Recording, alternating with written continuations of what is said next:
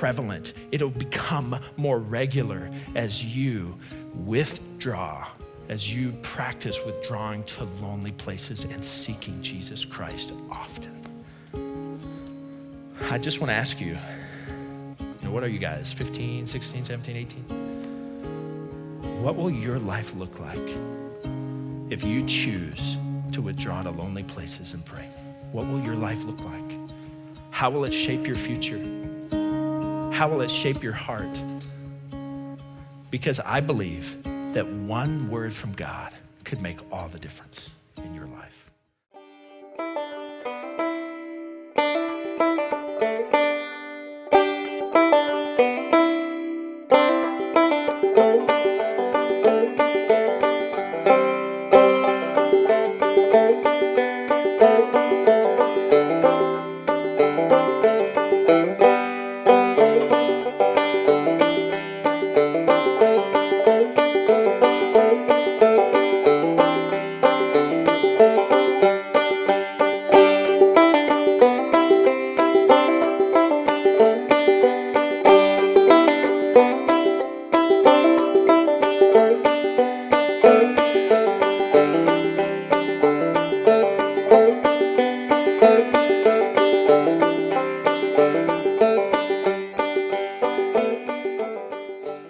Talk to me. Okay.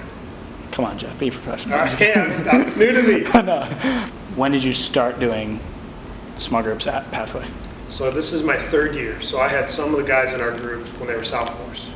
Okay, and so it's been fun, and then we've added to, like, I don't know if I had you guys, I don't think I had you, but so that's been great. And so I've got, gets more fun every year. Yeah. Right, and then that was the second winter retreat I've been on. So I've done 2 winter retreats, and then I did summer retreat last year, which is amazing as well. Yeah. Was last year's winter retreat any different than this one, or is it kind of? They're all different because you have a different group, you have a different mix. And last year I think I didn't have all older guys. We had a mix of younger guys and older guys, right? Who we have in there? We had Tanner, of course. So, yeah, it's different every time, and the messages are different, and it's a different group. So I guess we can just start so being a leader on winter retreat, is that different than being a leader on in our regular small group, or is it very similar? Do you just kind of do it? No. I mean, you have a lot of the same guys, but a lot of the same guys. So where I would say would be different would be that it's just like you guys are getting away from your phones and everything, we're getting away too. So it's kind of we're not in the middle of our work week or whatever. We're able to detach and get closer to God and grow closer to our guys in the same way. So yeah, I think it's different. So do you just do you have to handle it differently because you know that we're going to be diving in all weekend rather than going back into school? Do you know what I mean? Yeah. Well, what's interesting is we don't get any questions to ask you guys. There's no, after we have worship and then we have small group time, there is no questions. We don't have any questions to prompt us, whatever your group wants to talk about. Yeah. So that's, whereas on maybe Wednesday nights we have some questions that would relate more to the message. We kind of take the conversation wherever it goes.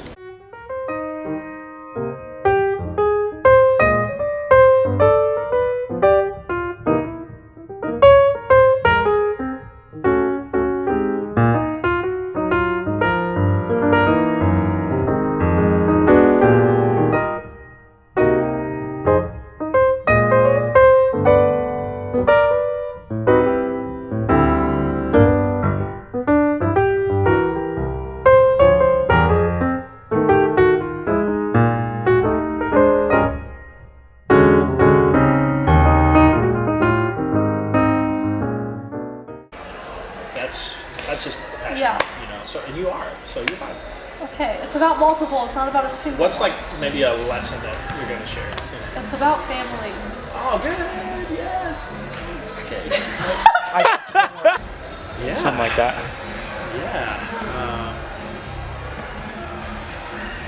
Yeah. So my heart, I've worked with teenagers for a long time.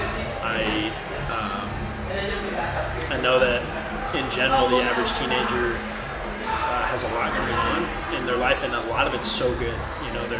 They have hard classes, they're learning a lot, they have friends, they probably do some extracurricular activities and jobs, as you guys get older. And so for me, my heart in retreat is to give a teenager, a high school student, an opportunity to just for a little while get away from all that, to give all of their attention to one thing. And I think there's huge power in that. When a person can give all of their attention to one thing and not have a phone ringing or not have to bounce from this class to that class to practice to work to homework to bed and back, it can be hard to really to be able to make progress in areas that are really important. And obviously for me, I'm a pastor, and something I think is so important is faith, and I think there is a God who is there. And I think it's amazing when a person can give all of their focus, even just for 2 or 3 days, to their faith and to trying to discover God. I think that's awesome. Well, shoot, I think he kind of answered your question in that too. You really did.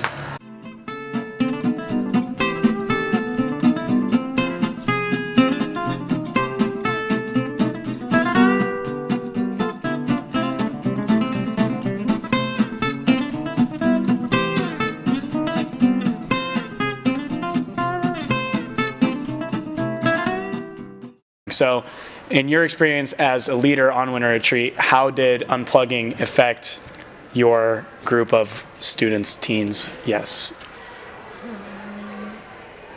They were very attentive. They were there all the time and not off on the phone.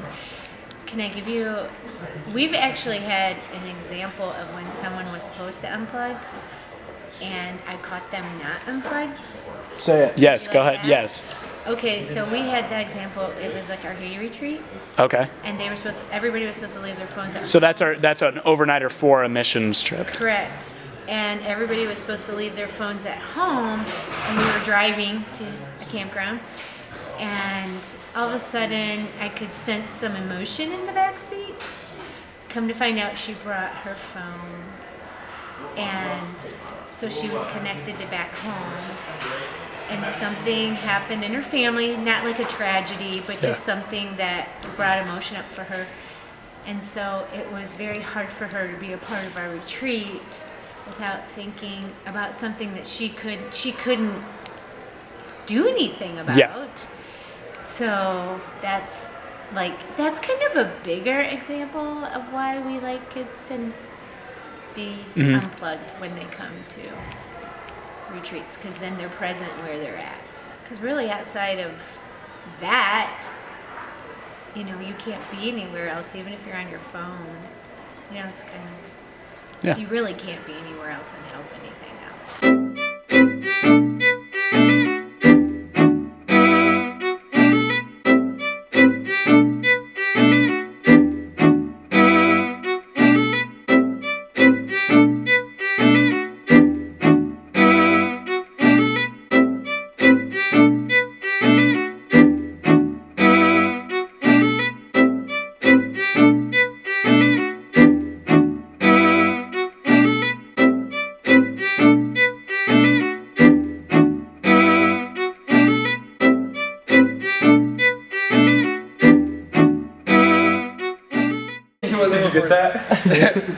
Okay. Let me just cut out my circulation for a second. So, as the cameraman for Pathway, so you get to see everything really, because like as students, like we're in our groups, so you have more of an involvement with like the overall group, not even just on the retreats, but every week you're here as well. So, how do you see a difference in like a Wednesday night where we do have our phones with us versus a retreat where we don't have our phones with us? It's where your energy and focus is. Excuse me. Like when you don't have your phones or anything, it's like the energy you put to it is like has to go somewhere else. Yeah. And like you're just like, instead of waking up trying to be like, what was that notification? Did I get that comment? Did I get that like? Did I get that? Did someone say something good? Was it funny? Did I get as much as I wanted? Instead, it was just like I'm waking up and my focus is on something different. Like it's just like a switch. Like there was almost like y'all had more energy for whatever reason. Like it was just more of an attention of like, I want to be here. I want to do this. Like, you guys jump up and down plenty here, but out there, I mean, it was like, I think the whole lake hurt everybody. Yeah. Like the whole lake hurt everything. Yeah. Like, which is a good thing. And like, And I don't think that can't be true. I don't have a watch, but I'm pretty sure it's been 2 minutes. We're literally I'm so mad at you right now. I'm just, oh my. 60 seconds. I don't like the energy you had at the camp about the phones. That can still exist here. It's just more of an intentionality thing, being like, okay, I have my phone all day, but like for this hour and a half or whatever, I can just put it on the shelf and just forget about it. Yeah. I can just be like, I don't have to worry about this right now. I don't have to worry about my phone, my pockets vibrating, what's going off. I don't have to worry about, oh, do I need to like update? Did I get all the new posts? Like, did I see the last thing someone put? Is that friend gonna be mad at me? Oh shoot, I didn't go post on that. Like, it's just when everyone's on the same playing field and everyone gets that, it's totally different. Okay, so then that kind of leads me to, is it the phone or is it our like addiction to the phone?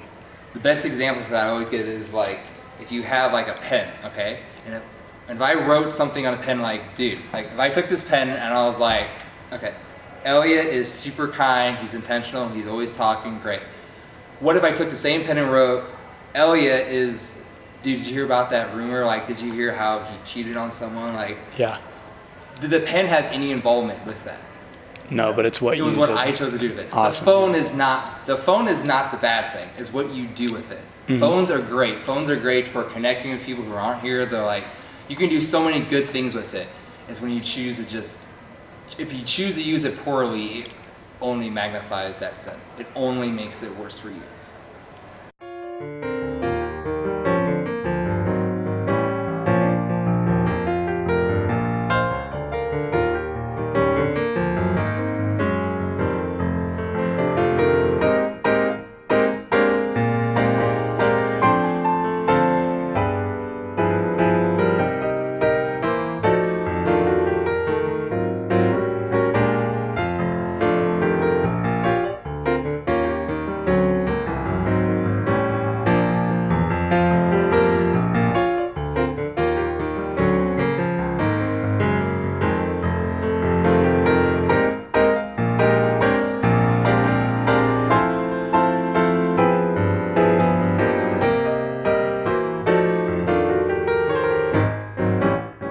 What does it say in Luke 5:16? It's in your notes. Look at it. Jesus withdrew to, you can fill in the notes on your sheet right from that verse, okay? You didn't have to track with me. Jesus withdrew to lonely places. Jesus got alone. And if you are going to build a relationship with God that's going to be amazing, if people are going to be around you and are going to say something is different about her, something is different about him, all you've got to do is withdraw, and you've got to get alone with God.